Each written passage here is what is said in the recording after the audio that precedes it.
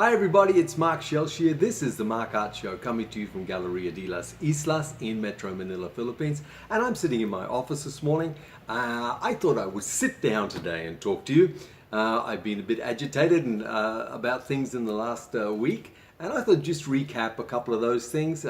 People have made some comments and worried about my extremes on things. Look, my extremes on things are only because I want us to all be with a level playing field. I want the same rules to apply to institutions as apply to you. You and I are regulated by the art market that we're in. We rise and fall by the art market. We have to live with the art market. We can't change it. We can't hate it. It's the only one we've got, so we've got to live with it.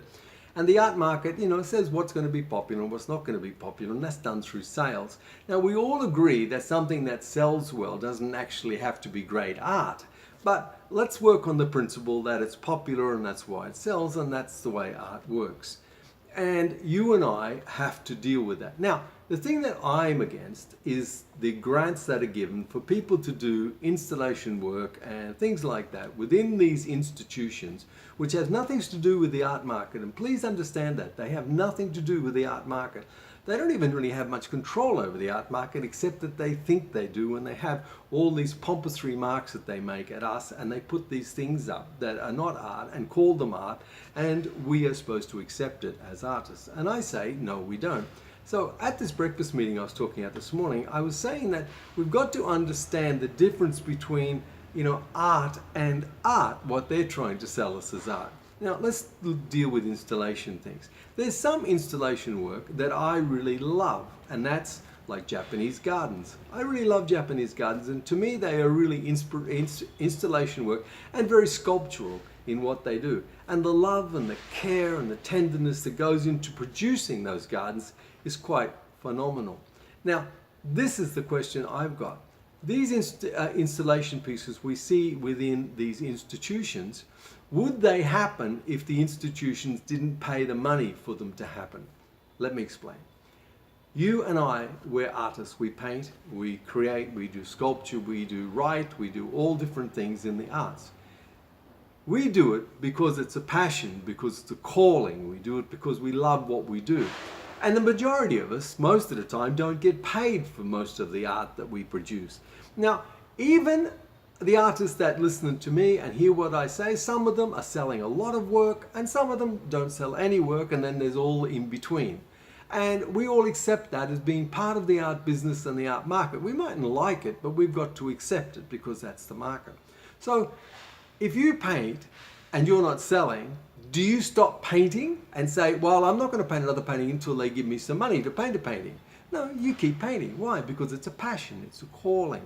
But then we see, my question is, these people who get paid to do installations, lie down 50 bottles in a room and call it something and tell me that it's art, and I know it's 50 bottles lying on the floor, I don't call that art. But my question is this: have they got the same passion and the same calling that you have? And if they're not getting paid to do that installation, are they at home in their garage and in their house doing installations because this is what they've got to do? That's their passion, it's what they're called to? I wonder. Isn't that an interesting question? And that's some of the kind of questions that never get asked. Do they do the installations because they're paid to do it, because there's public money available for it? And if there's no public money, would they still do them? And we all know that most of the time that probably wouldn't happen. Now, we live in a market where we see the extremes of the market. And, somebody like a Mark Rothko painting will sell for $47 million. And a lot of people in the art world scream out and say, this is not art. But I'm a great fan of Mark Rothko and all those abstract expressionists of after World War II, because I see that they were expressing a feeling after the devastation that they'd gone through. And they saw that there was nothing left, that there was no future, that there was no love, there was no beauty, it was just a scarred earth. And so they did these paintings that were, in a sense, meaningless. They're, black paintings and plain white and so forth. They did those. Now, I think they're art, and I believe that they're art, and yes, they sell for extraordinary amounts of money. But the market says that the market is what goes for that money. And we're in that same market. And the thing that we've got to understand, friends, is most art is sold within the market of, say, $15 to $5,000. That's where the majority of art is sold on the planet. The extraordinary heights that are hit for a Rothko or a Picasso or a Monet are blips on the screen. They're not that, it's important in the sense of it's wonderful to see, but it's not the market that you and I live in. So the market we're in is a totally different market. And so we as artists have got to define what art is and not allow these institutions to define what art is, because they don't. All they're defining is what will create interest and attention, all the things I talk about, interest and attention to get people to come in to their institution, because they need people to walk through the door. Otherwise, the government won't give them more taxpayers' dollars to keep their institution open. Now, I know we've got to have art institutions. I get that. But how about we put some art in them for a change, and not this rubbish that you call art? Put some real art. Where are the Vermeers? Where are the stunning, Van Goghs? Where are the Gauguins? Why aren't we showing these? Why don't we bring them all this great art out of the cellar and put it on the walls, and all this rubbish, put it where it belongs, in the junkyard? Friends, I want art in these places. I don't want what they're putting in them, and I don't want them telling me what art is, because I'm not going to listen. Who are they to tell us, the artists, what art is? This is our business. This is our art, and we have the right to say what art is. Not some academic who got a PhD in ancient history is going to come out and tell us what art is, and they've never painted a painting in their life. You see, this is the most extraordinary thing.